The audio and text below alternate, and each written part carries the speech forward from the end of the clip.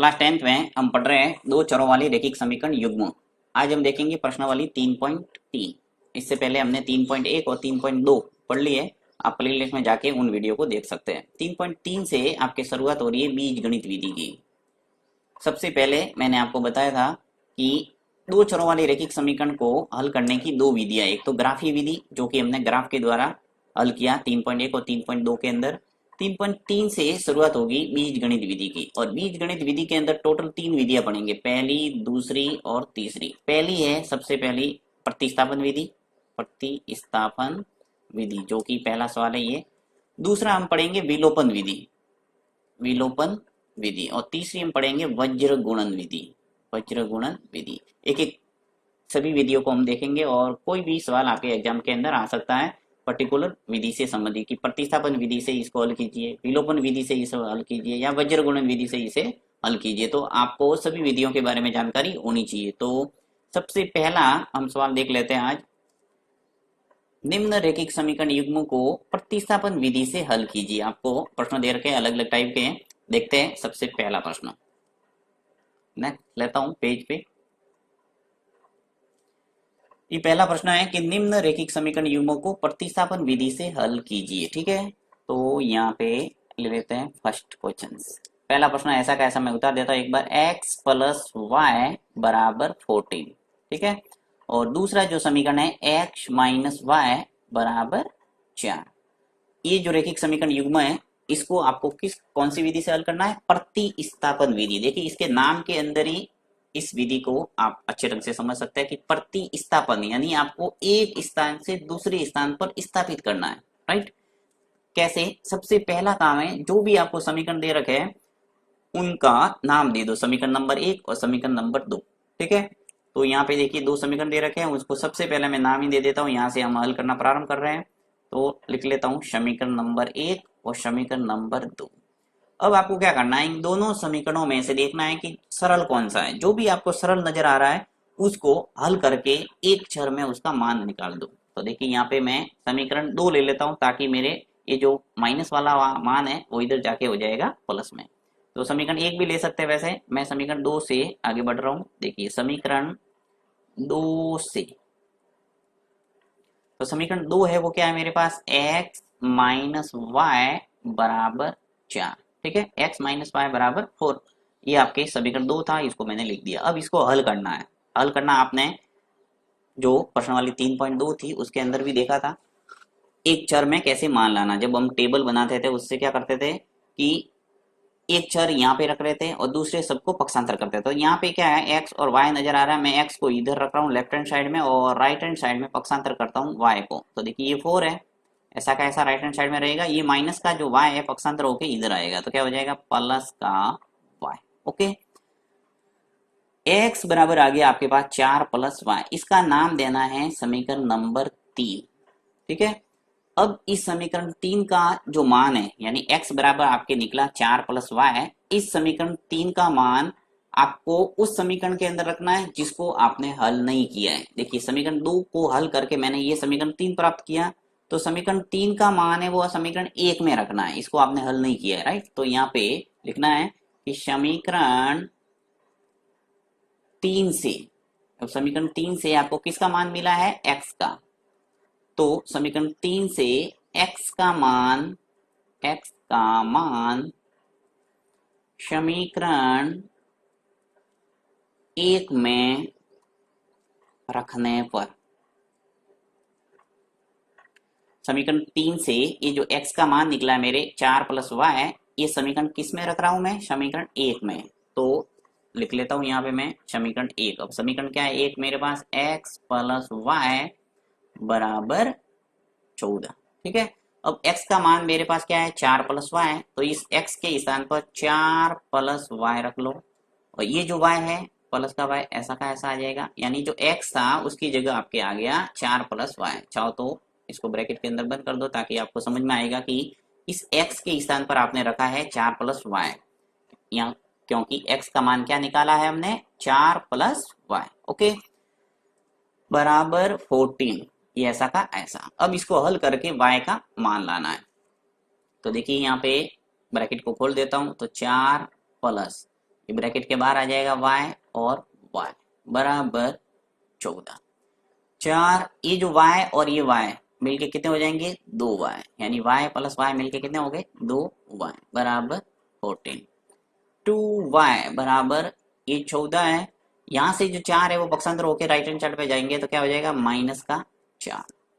2y बराबर हो गया अपने पास 14 में से 4 गए तो क्या बचा 10। y का मान क्या आ जाएगा y बराबर 10 बट्टा हो जाएगा 2, गुणांक जो भी है y के साथ में गुणांक क्या है 2, तो 2 का क्या लग जाएगा भाग, आ गया 2। इस ढंग से आपके y का मान आ गया, देखिए 10 के अंदर 2 का भाग देंगे तो क्या आ जाएगा 5, तो एक मान आपके आ गया। हल करने का मतलब क्या है x का और y का मान लेना। हम ग्राफी विधि से भी क्या करते थे, जहाँ रेखाएं एक दूसरे को क्रॉस कर रही थी उससे हम x और y के मान लाते थे, वही उसका क्या होता हल। यहाँ पर भी वही करना है। यहाँ पे पूछा है कि निम्न रेखिक समीकरण युग्मों को प्रतिस्थापन विधि से हल कीजिए, तो हल करने का मतलब x का मान और y का मान लाना। यहाँ पे देखिए दो चर है, वो कौन से दूसरे सवाल के अंदर s और t, तो वहां पे हम क्या करेंगे s और t का मान लाएंगे।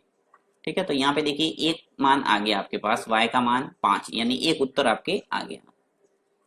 अब ये जो y का मान है वो समीकरण 3 के अंदर रखना है, जिसको आपने हल किया था। देखिए समीकरण 2 को हल करके मैंने समीकरण 3 प्राप्त किया था, इस समीकरण 3 के अंदर y का मान रखना है।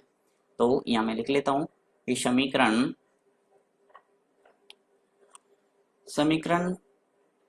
3 में y का मान रखने पर, तो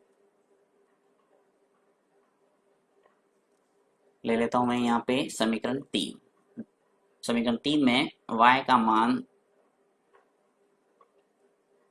रखने पर, समीकरण 3 क्या है x बराबर 4 प्लस y, x का मान आ जाएगा देखिए यहाँ पे 4 प्लस y का मान क्या है 5, तो 5 लिख लो। इस ढंग से आपके x का मान भी आ गया, देखिए 4 और 5 मिलके कितने हो गए 9, तो इस ढंग से आपके दोनों चर के मान आपको मिल गए, y बराबर 5 और x बराबर 9, ये दोनों उत्तर आ गए। तो इसी ढंग से आपको दो चरों वाले रेखिक समीकरण दे रखे हैं, तो आप आराम से प्रतिस्थापन विधि द्वारा हल कर सकते हैं। देखिए हम कैसे प्रतिस्थापन किया है, x का मान निकाला और इसको प्रतिस्थापित किया किसके अंदर समीकरण 1 के अंदर, तो जिससे हमारे x का और y का मान निकल गया।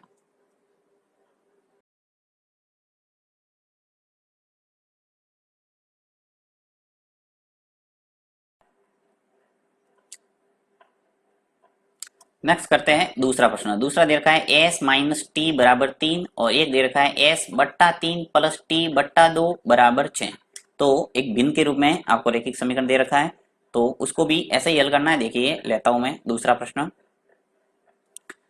s माइनस टी बराबर 3, दूसरा है s बट्टा 3 प्लस टी बट्टा 2 बराबर 6।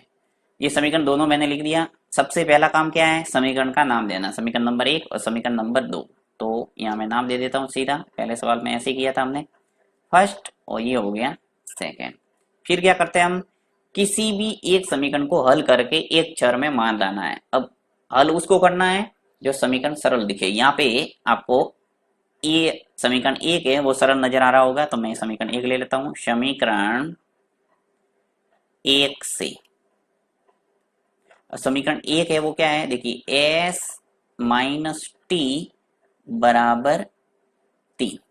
ठीक है, अब यहाँ पे s में मान ले आते हैं, तो s बराबर हो जाएगा 3, ये जो माइनस का t है पक्षांतर होके इधर आएगा तो क्या हो जाएगा प्लस का t, ये आ जाएगा समीकरण नंबर 3।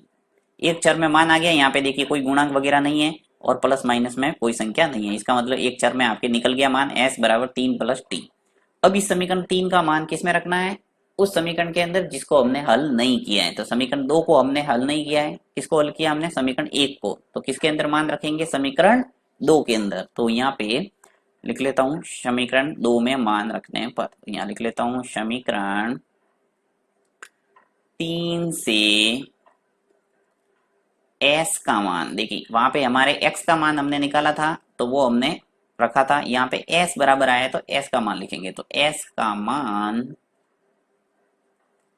समीकरण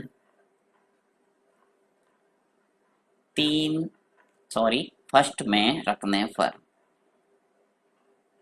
समीकरण 3 से s का मान समीकरण 2 में रखने पर, समीकरण 2 में रखने पर समीकरण 2 क्या है लिख लेता हूं पूरा मैं, s/3 प्लस t/2 बराबर 6। अब यहाँ पे जहां पर भी s नजर आ रहा है वहां पे मैं क्या लिख दूंगा 3 प्लस टी, तो ये जो s है वहां लिख लेता हूं 3 प्लस टी, ब्रैकेट के अंदर लिख लेता हूं ताकि समझ में आए आपको, और बट्टा 3, नीचे 3 है हर में ऐसा कैसा लिख दिया, प्लस ये जो ऊपर टी है इसको ऐसे के ऐसे, और नीचे 2 है इसको भी ऐसे के ऐसे, इसमें कोई चेंज नहीं, और ये 6। अब यहाँ पे आपको लसअ लेके सरल करना पड़ेगा, क्योंकि भिन्न में और भिन्नों को जब जोड़ते हैं तो कैसे जोड़ते हैं, एलसीएम लेके। तो देखिए 3 और 2 का जो लसअ है वो क्या आ जाएगा आपके 6, तो एलसीएम लिख लेता हूँ सीधा ही यहाँ पे 6 एलसीएम आ जाएगा।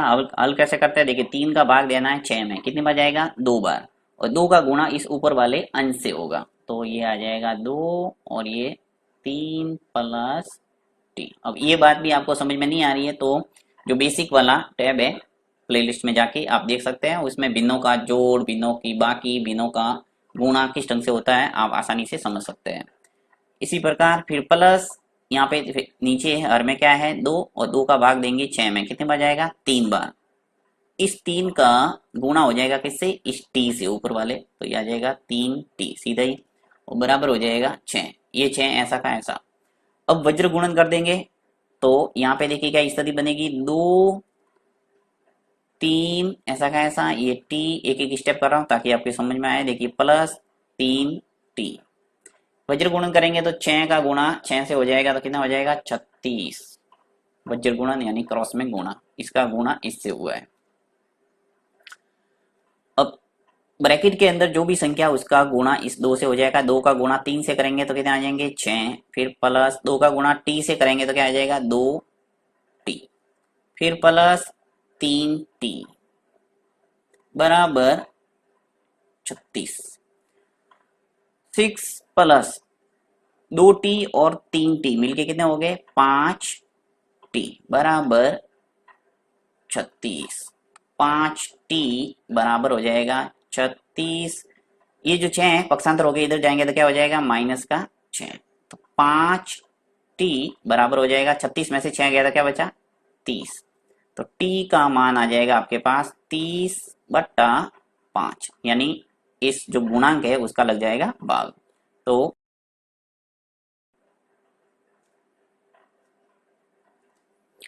यहाँ पे t का मान आ जाएगा, देखिए 30 के अंदर 5 का भाग जाएगा कितनी बार 6 बार, तो अंतिम रूप से t का मान आ गया आपके 6। अब ये जो t का मान है समीकरण 3 के अंदर रख दो जिससे हमारे s का मान आ जाएगा, तो यहाँ पे लिख लेता हूँ कि समीकरण 3 के अंदर t का मान रखने पर, तो लिख लेते हैं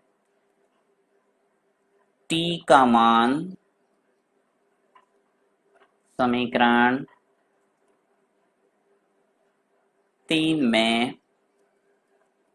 रखने पर, समीकरण 3 क्या है हमारे पास s बराबर 3 प्लस टी, तो यहाँ लिख लेता हूं मैं s बराबर 3 प्लस टी, s बराबर आ जाएगा 3 ऐसा का ऐसा, ये जो t की वैल्यू आपकी कितनी है 6, तो यहाँ पे आ जाएगा 6, तो इस ढंग से आपके s का मान आ गया 3 और 6 मिलके कितने हो गए 9, तो s का और t का मान इस ढंग से प्रतिस्थापन विधि से आप प्राप्त कर सकते हैं। ये उत्तर आ गया एक, तो एक आ गया ये।